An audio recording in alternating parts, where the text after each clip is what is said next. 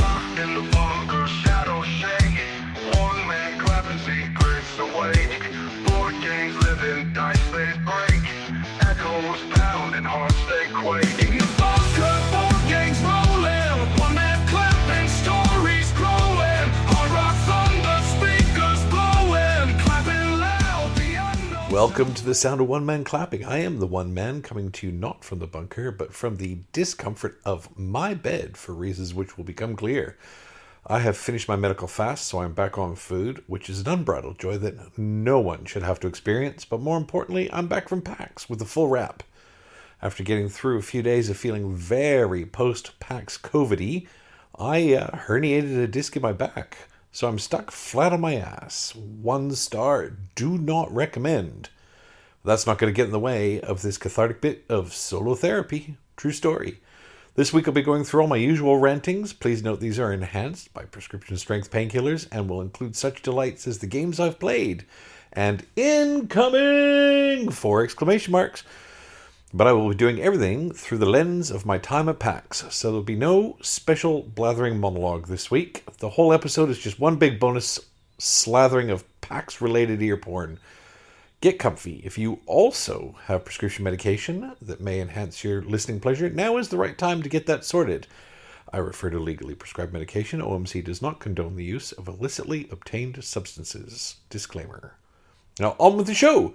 This is a podcast about board gaming culture, and growing old gracelessly. Today we're going to look at some of the games I've played over the last week and thoughts on those. We're going to touch on what's coming in with the aforementioned incoming! 4 exclamation marks. But due to the amount of content, we're going to skip FOMO Mofo this week and fist that squarely into next week's episode, because there's a lot there. I'm back after an episode-free week, having spent 4 days in Melbourne for the absolute circus that is PAX, here to give you a full wrap. And my apologies in advance, due to being heavily medicated. My usual concise and mildly sensible ramblings are likely to be replaced by a complete schmozzle of only slightly interconnected stories, in the hopes that I can impart to you, dear clappers, what it feels like to attend PAX Australia. So Hal, we're on the podcast live with all of our famous clapper listeners. What's been happening in the world of board games this week? Have you been following PAX Australia at all? What caught your attention at the event? I played a lot of games at PAX, and there were some new games that have just been released, which we're going to talk about today. I really enjoyed some I didn't enjoy so much at all. I'm excited to hear about your PAX experience. Since I don't have the latest scoop on the newest releases, I'll have to rely on your insights. How about we dive into those games you played? Which ones stood out to you for better or worse? Without burying the lead, I played Compile, which is it's a new 2-player board game. Are you aware of Compile? I'm not familiar with Compile, but it sounds intriguing. Since it's a 2-player game, I bet it has some interesting mechanics. How was your experience with it? What kind of game is it? How about you give me a brief rundown of Compile? We can dive into your thoughts and strategies based on your experience. Did you find any hidden gems? I did find some hidden gems. As I was talking about earlier, Compile was a new game that came out recently, and I think it's excellent. It plays a lot like Air, Land, and Sea or Marvel Snap. Compile sounds like a real find. If it has a vibe similar to Air, Land, and Sea or Marvel Snap, I can imagine it's got some tight tactical gameplay. What did you think of the strategy and mechanics? Did it have any unique twists? It did. It did have some unique twists. In the cards in Compile have 3 powers on their top side, and you can play the card face up to use 1, 2, or 3 of those powers. You can play it face down for a straight 2 points. And the powers on the tops of the cards can interact with all the different aspects of the board, much like Marvel Snap. That sounds like a clever system. Having the choice between using powers or playing for points adds a nice layer of strategy. Deciding when to go for the powers and when to secure points must make each turn feel meaningful. How did you find the balance between these choices while playing? Did you lean more towards using the powers or playing it safe for points? It's interesting because you can play it for the powers, but the powers don't always interact in the way you want them to. So looking at the board state and deciding to use the powers sometimes it's not the right thing. Interestingly, some of the powers on some cards allow you to flip cards that are already in play, which means you can play a card face down for points, and later on potentially use another card to flip it face up to get access to the powers later. Wow, that adds such a fascinating layer of depth. The ability to flip cards already in play means you're not just thinking about the immediate impact, but also setting up future moves. It must create some intense mind games with your opponent. Did you find yourself planning a few steps ahead to leverage these power flips? Or was it more about adapting to the evolving board state? It's actually a bit of both, because your opponent can actually play cards that flip your cards. So not only are you trying to plan 2 and 3 steps ahead, you're trying to plan for moves that your opponent potentially can't get involved with. It's a very tricky bit of gameplay, but there's a lot to take in, and it was a lot of fun. That does sound tricky, but in the best way. Having to anticipate and counter your opponent's moves while also trying to execute your own strategy adds a dynamic challenge. It must feel like a mental tug of war at times. Sounds like Compile kept you on your toes. Do you think it has the potential to become a staple in your board game rotation? I think Compile has quite a bit of longevity. They've got an expansion coming which adds more cards, which leads to more interplay between cards. I don't know that it's going to be something we would call timeless, but I think it's going to have a place in the future rotation. It only takes about 15 minutes to play a game, maybe 20 minutes. So I think it's a great thing to throw in on a day of board gaming to break up longer, heavier games. That sounds like a solid addition to your collection. And with an expansion on the horizon, it seems like there will be plenty of variety to keep things fresh. I can see how Compile would be a great go-to for a fun, strategic filler. Probably will move on with my one-man clapping and go back to the one-man, but thanks for your input today, Hal. Looking forward to hearing more about it next time. So yeah, I don't know if I'm going to use that content on post-edit. We'll see. I just had a 15-minute chat with Hal about PAX, which was pretty cool, to be honest. Now on to my favorite part of the show, the games from this week.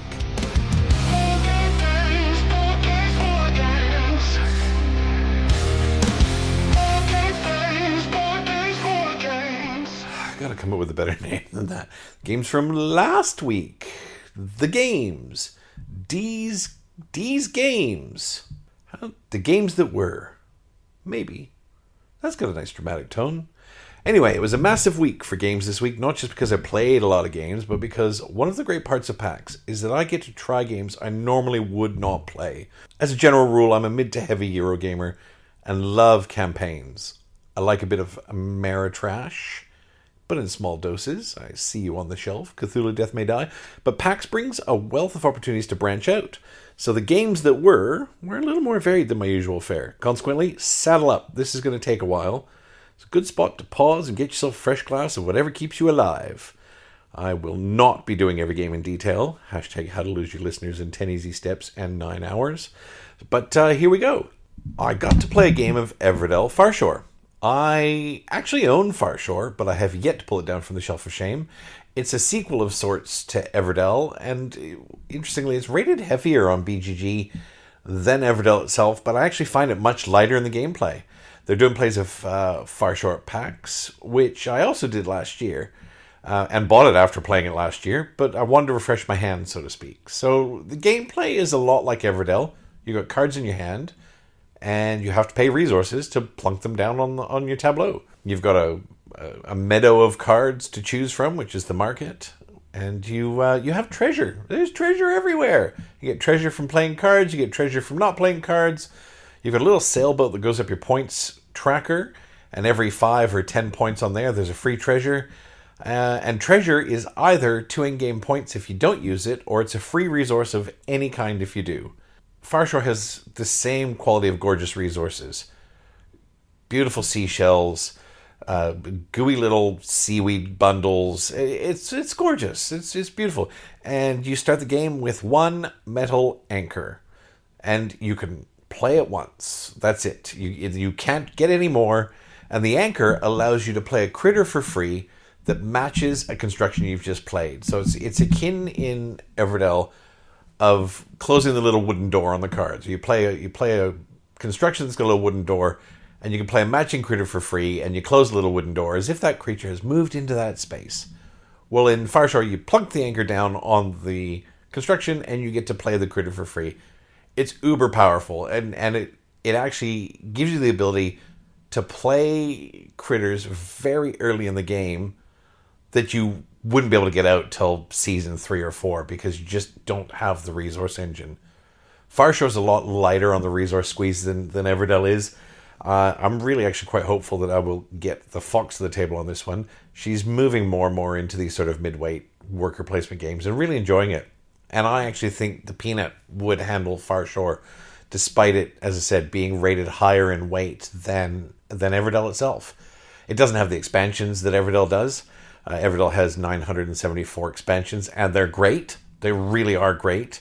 I ultimately sold my copy of Everdell, not because I wasn't enjoying it, but because Super Trooper owns 4 copies of everything Everdell in the big box, with all the resource trays, with all the little birds' nests and everything. And it's beautiful. And so I don't need to own it. I'm looking forward to getting this one to the table with the Fox, because either her mystery man is filling her with ever more deeper depths of guilt and shame, or she's actually starting to like board games. Either way, I'm winning. Fireshore is great fun. Gorgeous art by Jackie Davis, who manages to put her own stamp on it while still sticking close to the art style that was established by Andrew Bosley, and is, of course, designed by James A. Wilson, Everdell alum. Fireshore. If you haven't played Fireshore, it's great. I got to play Yokohama. Yokohama's not a new game, and so I'm not sure why it was being demoed there, although they're not all new games. But Yokohama, I think Yokohama's... I'm not going to look it up. You look it up. I think it was like 2012 or 2014. It's a slightly older game. Yeah, so Yokohama. In Yokohama, you are, quote-unquote, going to claim your fame as the dominant merchant in Yokohama during the Meiji period. In truth, Yokohama is the Euroist euro that ever euroed. You're going to euro the euro and euro some euro. The game board's made up of approximately 973 mini boards that are randomized at setup, and you have 1,416 varying pieces, meeples, buildings, and you have a big meeple. He's your capo / boss / special guy. Anyway, in Yokohama, you're trying to get stuff. And you're trying to get stuff so you can get more stuff. And you need to get some other stuff. And to get the other stuff, you have to have your baby meeples on a certain space that gives you stuff. And to get baby meeples, first you have to go to the board space that gets you baby meeples with your baby meeples. But also you need money, which you get by, you guessed it, sending your baby meeples to a board space to get money. But you also need to build buildings, which you build on these spaces that are on tracks, that are randomized on little mini boards that go into the boards that are the spaces. And the buildings let you get more stuff. But to build the buildings, you need stuff, and then you send your baby meeples to the get stuff space to spend stuff, to get buildings to add to your pile of stuff. You say, this makes sense, but also you have a big meeple who marches around the board helping you get more stuff. But he can only walk through spaces where you have baby meeples. And when you get stuff, your baby meeples leave the board and go back into your hand. So then you have to put more baby meeples out so you can get more stuff, to then spend that stuff to get other stuff. And then you win. The highlight of this game, to be honest, I had the pleasure of sitting next to Dana Banana of Board Game Barbecue fame, and she's a legend to game with. And the best part of learning to play Yokohama was having some lighthearted, what the actual fire truck banter about Yokohama itself. This was on day one, I will say, and the dude who was demoing it clearly drew the short straw. There were some rules errors, which I don't think contributed to the enjoyment or lack thereof of the game. And suffice to say, thank you to our rules teacher.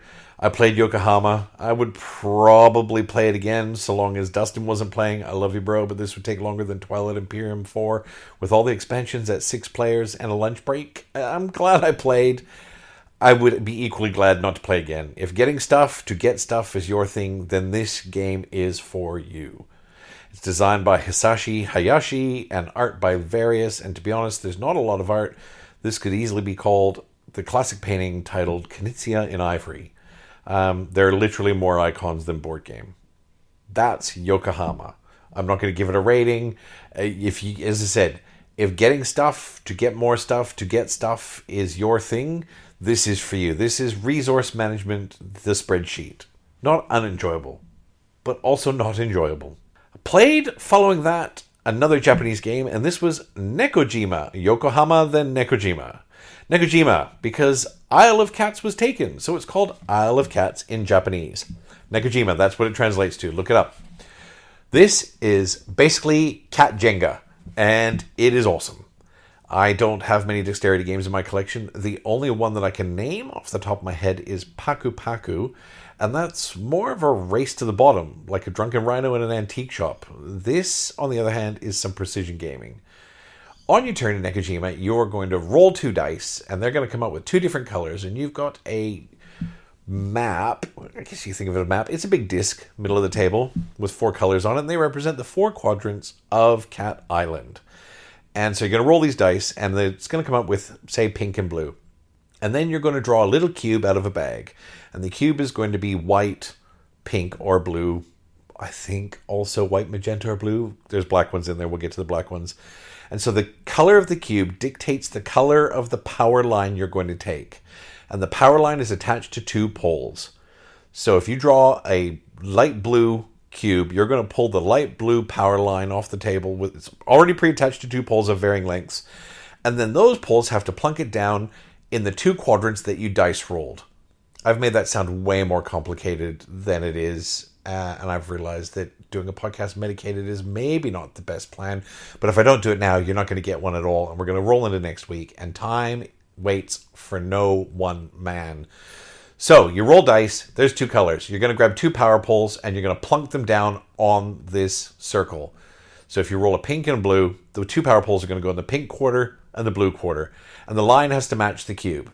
That's important because the white lines are longer than the blue lines. So which length of cube you pull from the bag dictates how long your power line is. And so turn 1 is fine. It's a bit like Twister. You know, the first person on the mat is fine. He's not got anything to worry about. Right hand green, left foot blue, no problem. I gotcha. It's a piece of cake. First power line goes down, and it's the only power line on the board. Easy peasy. Second one goes down. The lines can't touch anything. So the lines between the poles can't touch other lines. They can't touch other poles. They can't touch the poles that you are holding. You can only hold your power poles by the power poles. And so by the time you get to turn 6 or 7, you're out of space. This Cat Island is only about 12 centimeters or 15 centimeters across. You're out of space. So what do? Well, you build power poles on top of other fucking power poles is what you do. So you're stacking poles on top of poles. Great. That is awesome. And then you run out of space again. So what are we doing? Well, we are stacking more poles on top of more poles. But what about these aforementioned black cubes, I hear you say? Right. I pull a black cube and I have to hand it to someone else on the table. Someone that I want to lose. Because what they have to do is they have to pull one of these beautiful little black cats that are sitting on the table with curly tails and hooked paws and whatever else. And they have to hang that cat on one of the power lines. So they have to hang it on a power line that matches the line that they've just hung. So if they've just hung a white line, they've got to hang the cat on a white line. It doesn't actually need to be on the white line they've just hung, but it has to go on a white line. And this is fabulous because the opportunity to stitch a mofo up at the table by handing them a black cube and saying, hang a cat, buddy, sort yourself out, is brilliant. It's absolutely brilliant. There's a couple of other little twists in it, but basically you're building these poles on top of other poles. There's lines everywhere.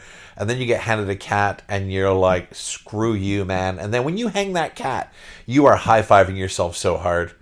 And all it takes is for somebody to breathe too hard, to stomp their foot, to hit the table a little too hard, and this whole thing comes crashing down. And everyone wins except that poor soul. The game can take 5 minutes. It can take 20 minutes. To be honest, the 20-minute games are the best because by that time, people are putting up these poles like Drax eating chips while pretending to be invisible. You're moving at a speed so slow you're imperceptible. And people are hanging cats like a freaking neurosurgeon. You know, if you get to that late stage of the game, you will literally stop breathing. And the whole thing is just so delightfully fragile.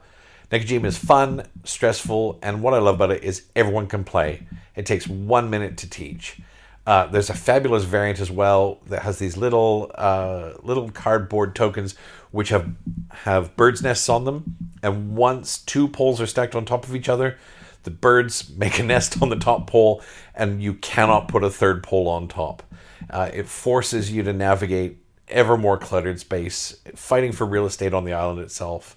And as a man with triple Fs, that's forking fat fingers, in case you don't have that particular vernacular at your fingertips, this is not easy. Nekojima is a delight to play when you don't want to think about what you're doing too much and you just want to go with it. It's designed by David Kuroma and Karen Nguyen with art by Gilles Warmos. Nekojima was a hit at the show. Every 3rd person at the show had a copy of Nekojima under their arm. It wasn't expensive, and it's immediately what I played upon getting home from PAX with the Peanut and the Fox. Next game I played was Star Tycoon. Now, Star Tycoon, if you track it down online, have a look. It looks about as interesting as a cactus colonoscopy. Okay, that's a bit harsh. I know we don't play box art, but this one really doesn't do it for me, as in the box. You know, you look at the box and it's some fist gripping a star. You don't know it's a star. It looks like a glowing tennis ball at first. It just looks a bit meh. It's a card game, and the planet and corporation cards look like a Temu knockoff brand of outer space. You know, the whole table just feels very... Ugh. It's got corporations. Woo, corporations, what do? Well, they give you extra endgame bonuses if you achieve what they want or you buy the corporation. Corporations like Hex Industries, and their logo is a yellow hex. This game is not winning any art design awards. You know, I actually watched another channel's review of this to see what other people thought of it, and they're going on and on and on about the art, and I immediately wondered if they're situated somewhere where drugs are legal. You know, there's another corporation called Square Software, and the logos are red square. Look it up for a giggle. Interestingly, the art on the non-planetary cards is significantly better. You know, it's all kind of lost as you end up overlapping your cards on the table as you build your tableau, just exposing the symbols underneath, and all of the art that's on these cards gets tucked behind the planet cards, which, you guessed it, have a planet on them. Have a guess at what the planets look like. They're, you know, as much as they try to put character into the planet art, they're basically round colored circles. So you have these cards with a planetary circle covering up the interesting art cards. It's a bit of the Botoku effect. You know, if you play Botoku, there's these amazing, amazing cards that you collect and purchase through the course of the game, but you never see because they're always tucked under other cards. I will say the iconography is excellent. You know, you can parse this game after about a 10-minute teach, though really you could slap any theme on it. It could have been farms with milks and eggs, with cows and chickens on the cards instead of refineries that are somehow producing black market goods. You know, in the middle of the table you have a market board, which is 5 tracks representing the 5 main goods in the game, with a yellow cylinder that goes left when the goods get cheaper and goes right when the goods get more expensive. If I'm making this part sound exciting, I apologize for misleading you. I mean, interestingly, the market's actually very tight. You know, and the game's quite tight. The whole game is only 12 turns. And you know what? The gameplay actually is reasonably good. You know, in the game, you're taking your resources and you're buying cards from the market. And you buy a card from the market and you slot it into your tableau. So what that means is you will have some planets, and the planets are looking for specific icons, and you're buying cards with those icons, the ones with the nice art, and you're slotting them under the planet so you can see the icons, but not the nice art. And if you get the right icons under the right planet, then you're going to get some endgame points. The other thing you can do is you can run your goods through the market. So if you happen to have, I don't remember the goods, if you have 3 purple goods, you can sell them, and if purple goods are expensive, you might get 2 energy or gold, whatever the yellow one is, per good, and then you have a chance to buy other goods. So if you could sell your goods for a very high price and you buy another good that's quite cheap, that's an interesting bit because the market moves very quickly, and if people are actually using the market's volatile, and goods that you thought you were going to buy on your turn, by the time it comes back around to you, you find the goods are so expensive you can't afford them, or the goods you were going to sell are so worthless that you can't do anything with them. So, but your turn can include 2 market actions, so a sell and a buy, or a buy and a sell, whichever way you want to run it. And really, that is your decision space. Am I going to buy a card, or am I going to do some resource exchange? Tucked into that is a single special power that each of you have at the table. So you have a faction, which is basically a card that gives you a point of difference. When I was playing, my special power was I could wipe as much or as little of the market as I wanted to, and that the market is 12 cards. There are 4 grades of cards. There are planets at the top, 2 grades of installations, and special cards at the bottom that are really, really expensive. And I could wipe 1, 2, 3, or 4 markets in totality and just wipe them and get fresh cards out, which for anyone else could wipe one single market, which is 1 row, and that's their whole turn, though. That's their action. They could wipe the market, I think.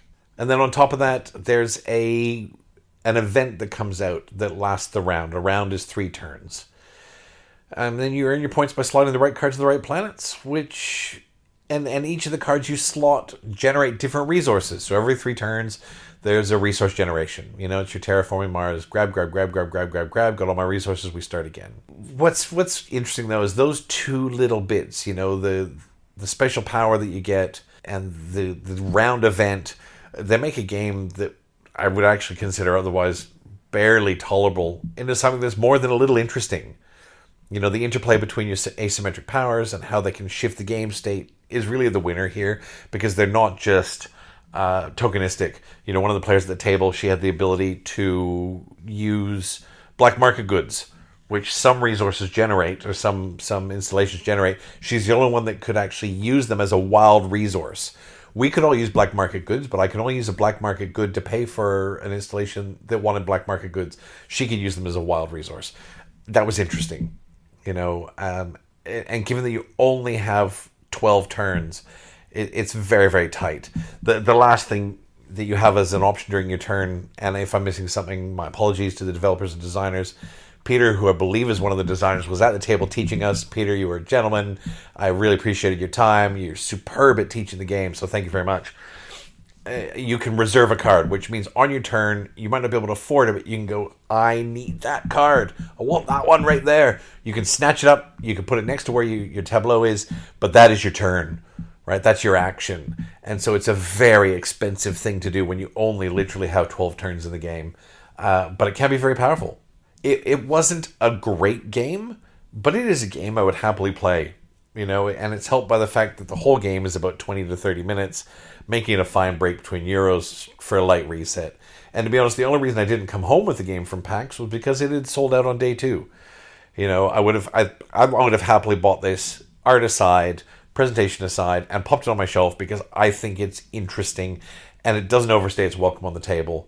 I will probably look out for a copy on sale. You can get it on Amazon. It's not the deluxe version we were playing with at the show, but it's there, and it plays the same. And this is by Peter and Alkira Sanderson, and art by Michael Dickinson. I'm sorry that the nice art you made, Michael, is almost entirely hidden by the gameplay. Up next is Compile. Compile is a card game that would come about if Air, Land, and Sea had a sci-fi baby with Marvel Snap. I touched on this earlier with Hal, but we're going to do this in detail. Compile was a game I went into PAX with interest in, and getting to play it cemented that interest. If you've played Marvel Snap or Air, Land, and Sea, it's very similar. You've got 18 cards, and at the start of the game, there are 12 quote-unquote protocols that you're going to choose from. And these are basically loosely themed cards in the way they play and the things they add to your game. And you can't see the cards, but on the tables, you've got piles of 6 cards with the protocol name on top, and the protocol itself has a very mild description of what's in the stack. So it might be drawing cards and messing with your opponent. Don't quote me on the words, but that's all it'll say. And it might say flipping cards and swapping protocols. And that's it. So you've got to then draw. And so you start with a snake draft. So the first player picks 1 protocol. The second player picks 2 protocols. Then the first player picks 2. And then the second player picks 1. So you end up with 3 protocols. And you have 3 columns, just like Air, Land, and Sea or Marvel Snap in front of you. You're playing opposite opposite the other player, and you lay your protocols down in any way you like, doesn't really matter, left to right, and the protocols are named things like plague or pestilence or fire or spirit, and they very, very loosely themed in that spirit might be generating more cards and fire might be ruining your opponent's life. And then you take your 18 cards and you shuffle them up. And so here's how it goes. You're going to start with cards in your hand, and the cards have the protocol name of the deck that they came from in them. So all your plague cards will say plague on them. You can only play that card face up into your plague protocol. And on that card, it will have a points value, and it will have either 1, 2, or 3 different powers on it in rows. Again, I'm doped to the eyeballs, so forgive me if this waffles a bit. So let's say I want to play a plague card. It has a 2 on it. I drop it in the plague column, and it says now on there, it will say your opponent can no longer play into this column. So I can now start to build that column. I've got 2 points in it, and my opponent can't play in that column. Goes to my opponent. Great. Comes back to me. I have another plague card, and I play it down, and that plague card says draw 2 cards. Or actually, if it's plague, it will say opponent discard 2 cards. And cards are, you want cards. So I play that down. My opponent has to discard 2 cards, but as I play it down, it might add 3 points to the plague column, so my plague column is now up to 5 points, but it's covered up the power that says my opponent can't play in there. So now my opponent can play in there, so now we're racing again. So you've got to choose between covering up the powers or filling the row, and it's only the power of the bottom 2 powers that will be covered up. So you've got a really interesting decision space of how long do I want to cock block my opponent from playing into this row, as an example, versus racing to fill it up. The other option is you can play the card face down into any row you like, so it doesn't have to match the column, and it throws 2 points on it immediately. And the game here is to get 10 points in one protocol. As soon as I have 10 points in my protocol, it compiles, which means I pull all the cards out of there, I flip my protocol at the top, and it says compiled, and it forces my opponent to discard everything in that column. So if we were both racing for the same, or we both have half-built tableaus, as soon as I compile, they have to discard everything in that column and start again. And the winner is the one that compiles all 3 protocols first. It is a delightfully spicy race.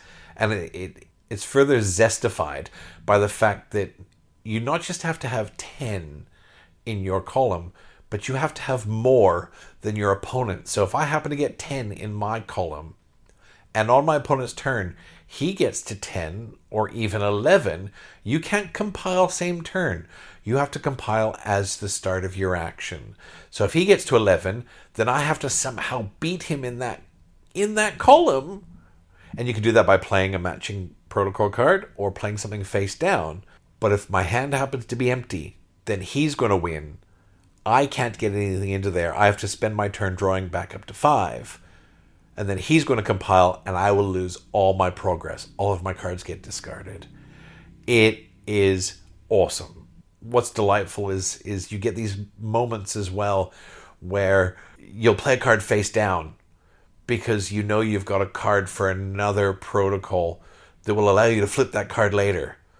So I can play a card face down that doesn't match. So let's say I'm out of plague cards and I need to add up in plague. So I can play a face down card into plague. It adds 2. It's got me on 9. Oh, I've got another card I can play into spirit, which is another column which says flip any other card over.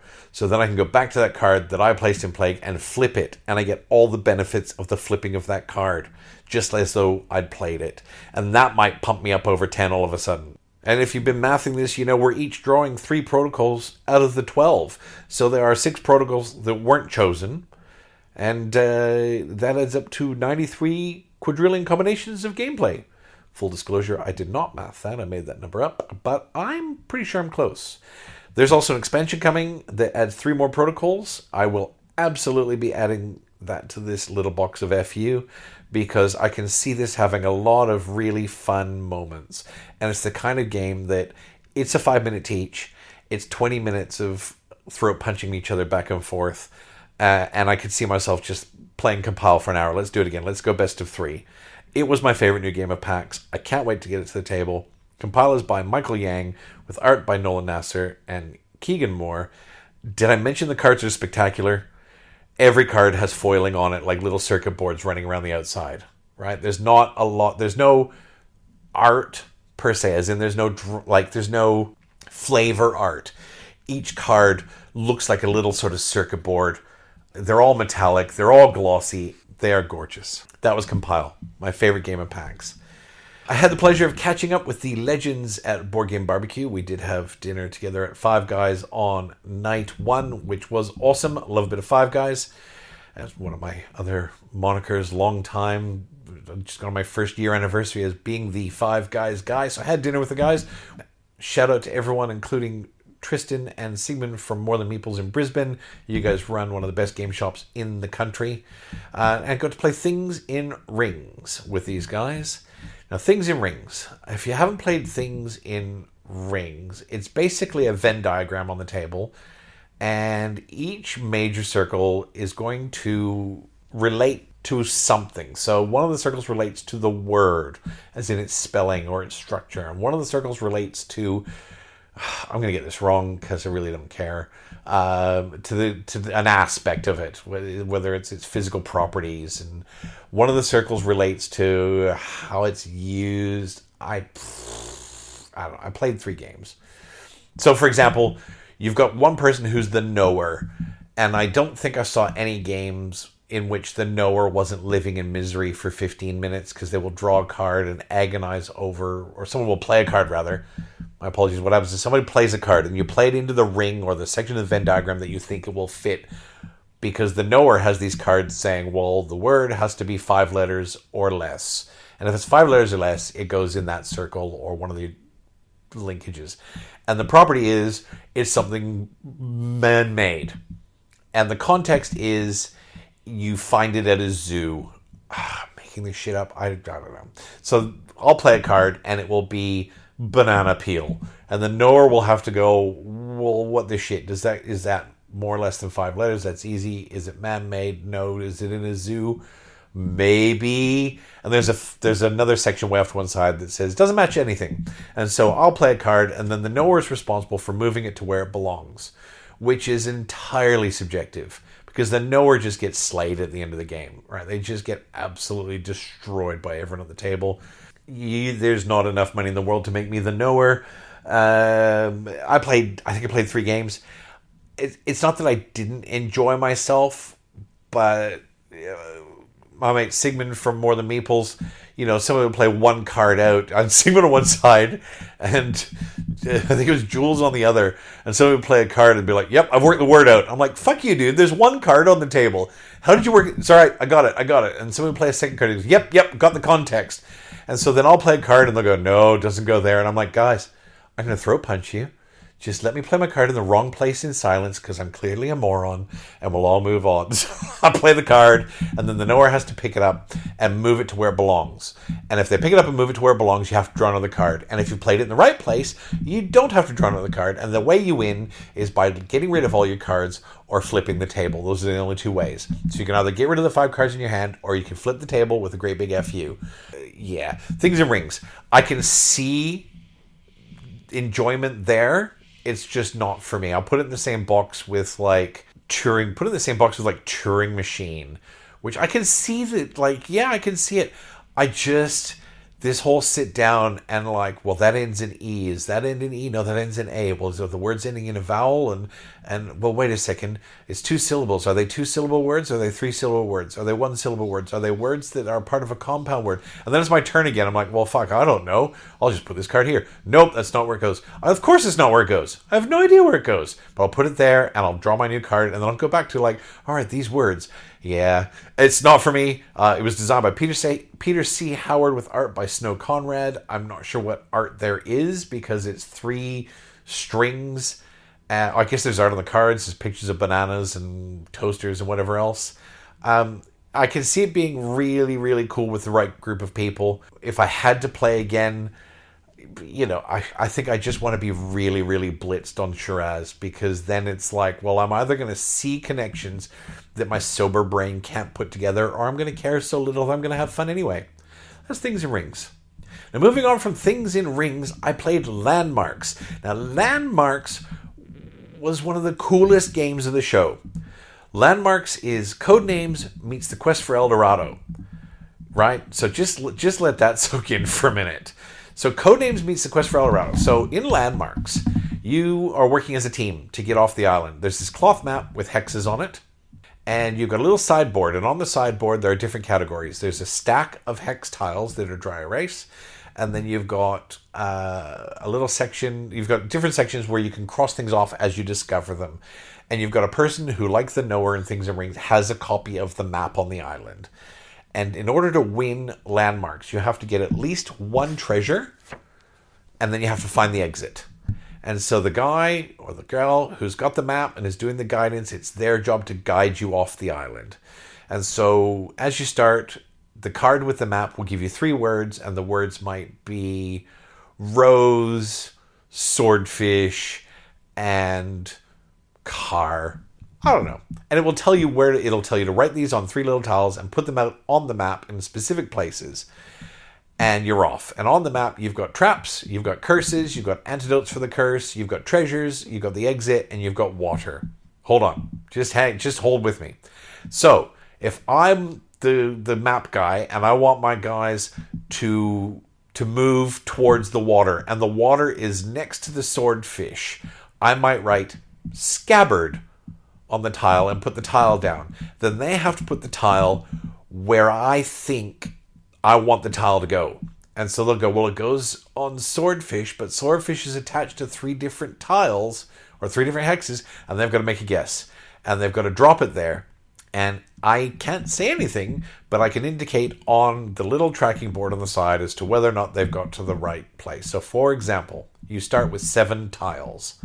These tiles represent your supply of water. It's a bit abstract. Just stick with me. If you need to pause, go get a glass of wine or take some more prescription medication so you can catch up. This makes sense in my brain. So you've got a stack of tiles, 7 tiles. They represent your canteen, 7 sips of water, 7 canteens, whatever you like. As those tiles go down, I would need to then guide my colleagues to a water space in the same way. So if doorbell was on the board, I might write visitor, and they would go, well, visitor goes near doorbell, and there's only one possible hex, and they drop it there. If that on my map is the water, I get to refill the little tiles. So as we get low on tiles, I've got to refill them by guiding my group to water. That gives us more chances to flesh out the board with more words. And you can imagine these hexes with words, all of a sudden, they're going to be peppered all over the place, interconnected, but looping back around on themselves. You might get to a space where I can play a word. So if I've got car and house next to each other, and I want them to pick the tile that's adjacent to both of those, I could write key, and then we go key. Well, we've got a car key and a house key. It has to be a car key and a house key. So they drop it there, and I go, huzzah! Water, we refill the tiles, we move on. I've somehow got to get them to the treasure, at least one, and there can be up to 3 treasures on the map. The more treasures you get, the more high fives you have. That's all it is, really. And then get them to the exit. It's delightful. And it's delightful because it's wild and funny, and often I found that the person who's doing the writing, the word association in their mind was completely in another world than the world association in our minds, and the frustration that comes out of that is hilarious. If you drop on a curse, you're cursed. You can't leave the island if you're cursed. You've got to then spend time finding the antidote before you get it to the exit. And if you get to the exit before the antidote, you lose. If you step on a trap, you lose a water from your stack, and you lose one of your water refills. So you start with 7 water as a possible max. You step on a trap, you have to discard one from the tiles that are left, and next time you go find water, you can only fill up to 6 tiles. It's so much fun. And if you run out of tiles, as in run out of water, everyone dies of thirst. Game's over. You reset and start again. There are dozens and dozens and dozens of maps. Easy maps, medium maps, and hard maps.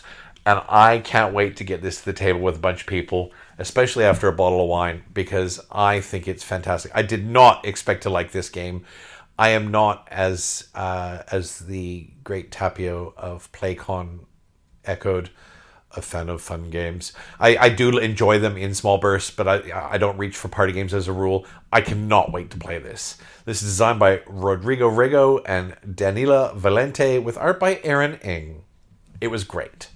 The last games I'm going to talk about are all in a cluster. There's 3 games altogether, and it'll sort of become clear as this sort of fleshes out. But I was looking around on day 3. You know, the game library at PAX, it's something that's thin on the ground. But what I found was people were racing around and checking out 3 and 4 and 5 games in their game group and just camping on them. So trying to find, one of the games you really wanted to play was very hard. And unlike PlayCon in Sydney, one, the library at PlayCon is fantastic, but 2, because it's in Sydney, I can park right underneath, I can fill my boot with games, and I can play whatever I want. It's amazing. At PAX, you're kind of beholden to either what's in the library or what you've bought. And there's just as much of that. People are often playing games that they've bought there, which there's no shortage of bought games at PAX. So I was looking around, day 3, coming back to it, and I thought, I saw a copy of Arc Nova. I'm going to find Arc Nova. I love Arc Nova. I can teach it standing on my head, sort of. I'm a shitty game teacher, but it's one that I could teach if I needed to. And I went, and I was early. I went straight in, and it wasn't there. And I was like, who the farquads checked out Arc Nova at 10:06 on Sunday? And so I cast my eyes over the tables, because there's not very many people sitting down. And I see a dude sitting down with Arc Nova with a big sign saying looking for group and another sign saying looking for teacher. And I'm like, ace, off I go. So I saunter over and I introduce myself, and there's a gentleman there named Luke. And Luke is looking to play Arc Nova, and I said, I'm really happy to help. And Jupiter, who was there, who was one of the staff whose job at PAX was to help teach people games. Great job for some. Super Trooper would be great at that. Me, not so much, so long as it's a game I know really well. Had already started to teach, and I said, can I join the game? And they went, yep, absolutely. So introduced myself, met Jupiter, and I met Luke, who was an absolute gentleman, and we had a great game of Arc Nova. I think it was the first time I've ever filled my board. And watching Luke play his first game of Arc Nova, and, the teach on Arc Nova is not featherweight. You're looking at a good 25 minutes just to get through the essentials. And he smacked his hands together, gave him rubber, and said, let's do it. Don't care. Just teach me on the fly. Let's go. I'm like, dude, all right, fire up. Let's go. But watching the different, it's interesting. I played so many games of Arc Nova, you forget those first times. But watching him get those different thresholds where he's gone to do something, and he's gone, I don't have enough money. Okay. It's okay. Or, I forgot to build the right habitat. And those moments of, you've got to plan 2 or 3 steps ahead, but you also can't get too attached to your cards, because unless you manage to snag that 5-card hand limit university early on, you're stuck with 3 cards. And people drawing cards drives the round to its conclusion very quickly. It was a blast, and I had a great time. So we played Arc Nova, which, if you're playing 3-player, one of them's a first timer, it's a good 3.5 hours, which I have no problem with. We finished, shook hands, that was great. I said, look, if you're keen, I need a bite to eat. It's lunchtime. And I'm happy to play another game. He went, yeah, let's do it. So we went and got a bite to eat and met in the games library, and we're walking around, and again, there's not a lot in the library that's like really quite chunky or meaty. Even the midweight stuff's all checked out. There were a couple of copies of 1968 Castle Burgundy, which, the only Castles of Burgundy is the Super Deluxe Castles of Burgundy. Anything else is not a game. And so anyway, we came across this box called Abyss.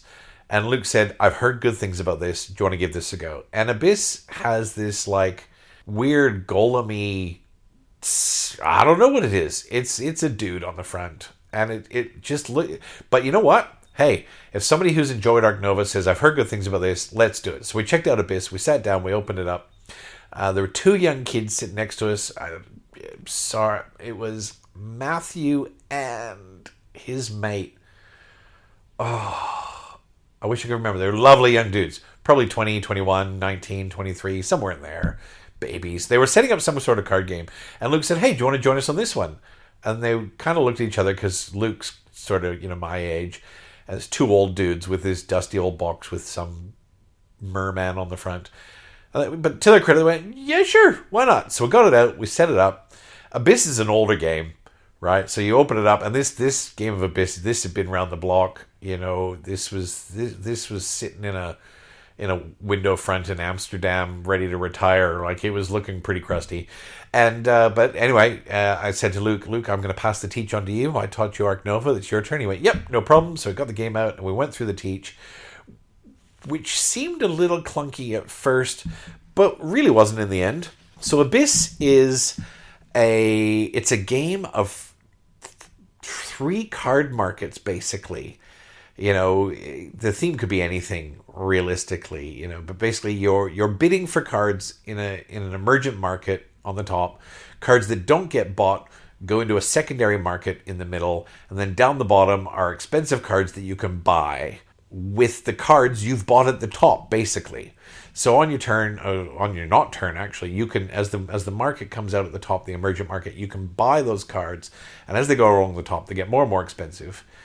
Or on your turn, you can claim a stack of cards from the middle. So there are 5 colors of cards, for example. They come out at the top. You get a blue, a red, a purple, and a green card. Someone buys the green card. The other 3 are left there. They go into the sorted stacks in the middle face down. So you don't know what's there unless you're Rain Man, right? But you might be able to look and say, well, I can see there's 4 purple cards. Whew, that could be good. Or on your turn, you grab one of the face down stacks in the middle. They go into your hand, and they become your currency to then buy the cards at the bottom, which have very specific needs. I'm not going to go into that because it would take me 4 minutes and be very, very boring. But suffice to say, it's very tight and very specific. You might need 1 yellow card, 1 red card, 1 blue card, and they have values on them, and you have to add up to a specific value. And then you can buy the card at the bottom. And the cards at the bottom have special powers on them, which give you special powers for the duration of the game. There's more to it than that. But it's clever. It's clever to the point where I will also be looking out to snag a copy of this because, again, Abyss, it's 4-player, never played it before. It was 75 minutes, and I think I wouldn't want to play it at less than 3 players, but I think 3 players that have played it before, it's a 45-minite endeavor. We finished our morning game, we got time to lunch, let's bring this out. And one of the really great things I like about it is pearls are the currency in it. It's very hard to get pearls, but once pearls are in your hand, they never go back to the bank, or seldom go back to the bank. They get passed around the table, so it's a closed economy. And those pearls go round and round and round, and they interchange hands, and they're super valuable, but also really important to spend them to get what you need. And it ended before I knew it. There are 3 different endgame triggers. It ended before you knew it, and it was super fun.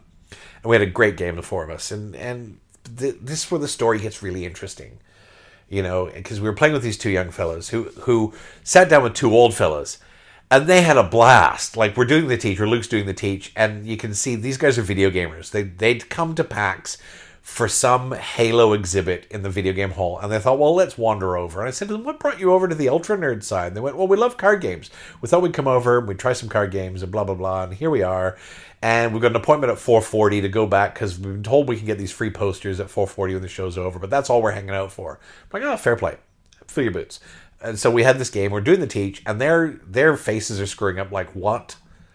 Like, really? Like, I don't get it. And anyway, they learned really quickly, and as the game played, the teach became emergent, and they grabbed onto it, and they had the best time.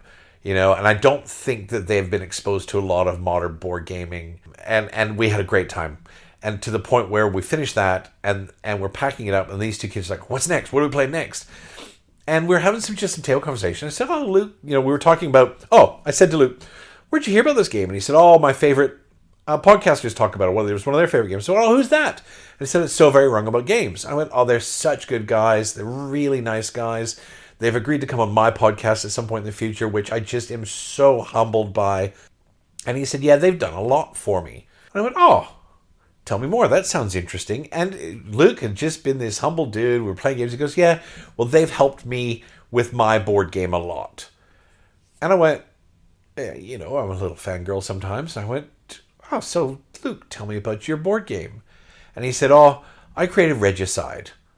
And Regicide's not Terraforming Mars, but Regicide is a huge game that's been translated into 916 languages. It is probably published on Mars, right? It's just been translated into Taiwanese and I think Korean and Japanese.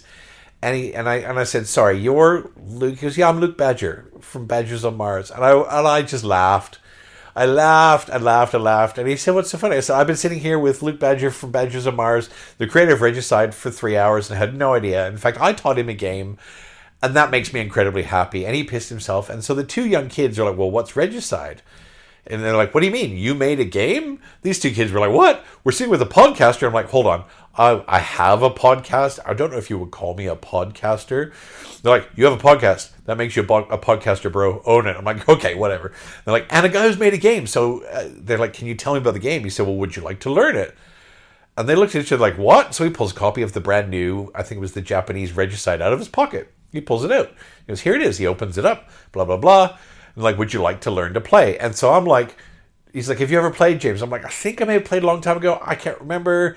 I would love to. If I'm going to sit at the table with the developer, the designer, and the artist for Regicide and be taught Regicide, I am so in, you have no idea. Right? Like, I am in both feet up to my ear holes going, teach me your game. Show me more. And these two boys are like, what? What is happening? How are we here? And so anyway, he taught us Regicide. Regicide is a blast. I can see why Mark Bigney loves it from So Very Wrong About Games. He talks about it all the time. And because he talks about it all the time, it's done very good things for Luke. Luke's I don't know the depth of it. I just took that comment at face value and didn't want to delve any deeper because it's none of my freaking business. But because Mark Bigney talks about Regicide all the time, it's done good things for Luke. And so I wanted to learn Regicide from Luke Badger at PAX on the Sunday, which was awesome. And these two kids, we played an open-handed game of Regicide, and they're like, oh, that's pretty easy. Then we played a closed-handed game of Regicide, and I think we made it to the fourth round. There's 12 rounds, and we made it to the fourth round, and they're like, oh, that's... And the two boys said, where can we get this game? We're going to get this. We're going to play it at the train station. We're going to play it on our breaks. We love this. And Luke said, you don't have to. I'm giving this to you. Now, I know it's not an expensive game. It's a deck of special cards with the rules included. And he said, please take this with my compliments. And these two boys looked up like, what? What? Really? And so like, I wish I had a pen. Now I go to cons. I always have a pencil. I always have a pen. And I always have a Sharpie. Because you always need those three things. I said, here's a Sharpie. So Luke then signed their copy of Regicide. They've got the brand new copy of Regicide signed. And so then it's 4:38 or something. And so Luke says, guys, you've got an appointment to go get your posters. This is my favorite part of the con. These two young kids are sitting at the table with us playing Regicide. And Luke goes, thank you for playing my game. I've had a delightful time. Don't forget you've got an appointment in sort of 5 minutes to go get your posters. And they looked at each other simultaneously and went, actually, I think we'd rather play this again if that's okay. And I'm going to swear, I fucking love that. That these two kids, the whole reason they came to PAX was to go to this Halo console release. I don't know what it was. I don't care. And then they were lined up and their names down to collect these posters at the end. That they'd rather play Regicide with a couple of old farts. I'm an old fart. I'm not speaking for you, Luke. You're probably younger than I am. But we're not young. And that they would rather spend their last 15 minutes at PAX playing Regicide with us. I loved it. I loved it. So that was my favorite bit. And those are the games that were. Boxes on the doorstep with the lights inside. Heaven's on fire, fields to divide. And now on to my favorite part of the pod. Incoming! With 4 exclamation marks. This is the part of the show where I detail the lower back strain that my purchasing habits put on my postman, which is usually a lot. Something we both have in common this week is lower back strain. Instead, I will highlight in brief the games that came home with me from PAX. In some cases, we've already touched on those today, so I will skim through those. In brief, I did purchase Landmarks, Nekojima, and Compile. These are all games I got to try at PAX. And while I already have my eye on Compile, I have PAX to thank for the other 2 purchases. They would not have been on my radar if I had not had a chance to play them because they're not my type of game normally. There were plenty of games I tried at PAX that I did not purchase. No point in going through those. I managed to get my hands on a copy of Flock Together. Flock Together is a cooperative chicken game, which sounds insane, but looks awesome. You're basically chickens on the farm trying to survive things like fox invaders and whatever else. And it's recently fulfilled a Kickstarter. It's a bit hard to get your hands on. I'd already had it earmarked in Kickstarter for the next printing because I thought I missed out. But it was there and it was a reasonable price, and so I picked that up. And one of the vendors there always has a buy 4 games, get 25% off. So each year, if I can, I stock up on my exit games, as this essentially translates to buy 3, get 1 free. The Peanut is delighted. I came home with 4 new exit games that we don't have and haven't played. And that's exciting. And I picked up 2 starter sets for Disney Lorcana. I also managed to snag a very discounted copy of Fort. Fort's about building forts in your backyard and then stocking them with toys and pizza, with delightful art by Kyle Farron. And I picked up the Micro Macro Bonus Box. The Micro Macro Bonus Box is these Uber mysteries that span all 4 maps and all 4 boxes. So if you own all 4 boxes, these are extra difficult Uber mysteries that involve all 4 maps. We still have, I think, a box and a half to work through, the Peanut and I, and she is very, very excited. I think her plan is to have the 4 maps set up in different rooms and actually move from room to room like a detective traveling different parts of the city, which I think is hilarious. And in the midst of all of it, while I was playing Ark Nova with the lovely Jupiter and the amazing Luke, I got a call on my phone. It was a mobile number that I didn't recognize. And if I don't know your number and you're calling me, I don't answer. So I didn't answer. And a minute later, I got a text from Jordan at Meeple saying, I'm paraphrasing here, "Dude, you've just won a copy of Daitoshi." So Daitoshi is the newest, hottest greatness from Devere Games. You can't buy it in Australia. And one of the stands there had 3 copies up for winning at PAX. I'd entered the draw, and somehow I managed to win one, much to my incredulity and delight. I raced over, picked up right away, and the lovely Jordan said, "Oh man, I'm sorry, the copies we got from Devere, the boxes are all kind of crushed." And I said, "Mate, you're handing me a copy of Daitoshi. If you said, 'James, you've won a copy, it doesn't come with a box,' I'd be like, 'Pour it into my bag. Let's go, buddy.'" And really, it's got a split seam on the box. I've run 3 seams of craft glue along that. It may need a little strip of tape, but otherwise it is good as new. And so I now am the proud owner of Daitoshi, which as soon as I can walk again, we'll get to the table with my game group and we will do a drill down on in one of the shows. You've got my commitment. And I also picked up a copy of Festival. Festival is this charming little tile layer about fireworks displays, and it doesn't do anything particularly new, but it's this really nice dual game timer. It's got an interesting multi-layer spatial puzzle. It takes about 3 minutes to teach and 15 minutes to play. And you know what? It's a great game day filler, which I don't have a lot of in my collection, or a quick rainy day coffee game. I think the Fox is going to really like it. I think my group will like it as a quickie. Everyone loves a quickie. You can't play by yourself, but, not every game has to be played by yourself. And aside from the PAX booty, not talking about my backside after PAX, I'm talking about the pirate loot that I came home with. I came home to a very large box from Aetherworks and was delighted to discover it was all the extra goodies that I'd ordered 18 months ago as part of the Betrayal of the Second Era campaign. It's essentially all the extras that I'm missing for Too Many Bones, Burn Cycle. There's some extras for Hoplomachus Victorum. And the Betrayal of the Second Era campaign had literally everything Chip Theory. And it was all free shipping, which is insane. Because I think normally if I buy one of these expansions from Aetherworks, who sells them direct, right, it's about $15, $17 shipping for each expansion. So I think I had 7 or 8 boxes of goodies. It was a 9 or 10 kilo box of goodies from Chip Theory with free shipping.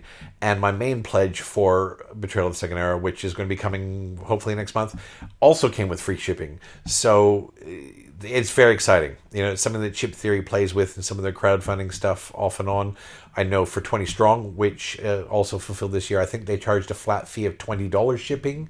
That makes sense because the margins on 20 Strong would be much smaller. You're talking about a game for $40 or $50, whereas Betrayal of the Second Era, you're talking about more in the area of $400 for an all-in, and if somebody's getting a whole bunch of other extras like me, it's a whole lot more than that. So eating the shipping cost, for them and those sorts of campaigns seems to be working for them because it's not the first time they've done it. And that is in coming complete for the week, and I will be foregoing FOMO Mofo this week, as there is so much to cover there having taken a week off. So expect a massive update on all the FOMO goodness next week. Now on to my favorite part of the show, where we, and by we I mean me, give someone the clap. While at PAX, one of the demoers introduced me to this really cool little app. It's free, and I absolutely love it. This week's clap goes to Choisi. Now, Choisi is the French word for chosen, but they spell it not the French way. It's almost the South African or North African way. It's Chwazi, Choisi. Now, Choisi is how you pick your first player.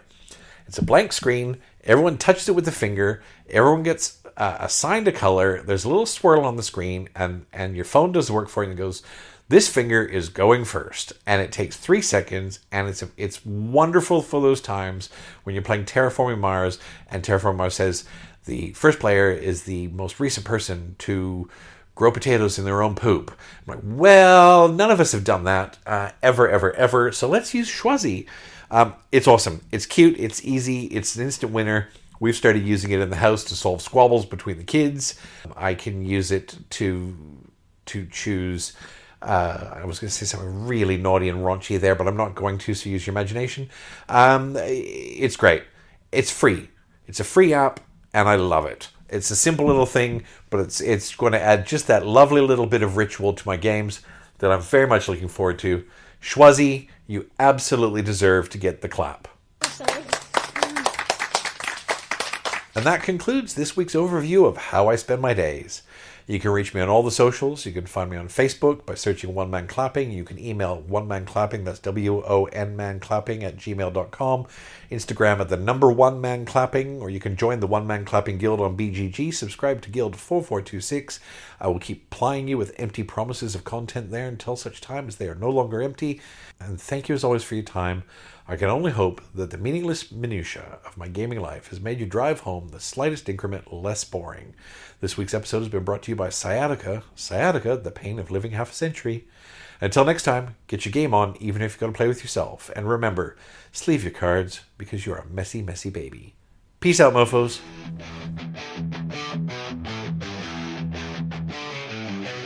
Locked in the bunker, shadows shaking. One man clapping secrets away. Board games living, dice they break. Echoes pounding, hearts they quake. In the bunker, board games rolling. One man clapping, stories growing. Hard rock thunder, speakers blowing. Clapping loud, the unknown sound. Do not, I repeat, do not mix prescription drugs and alcohol. This is a public service announcement and in no way should reflect upon the content of this episode.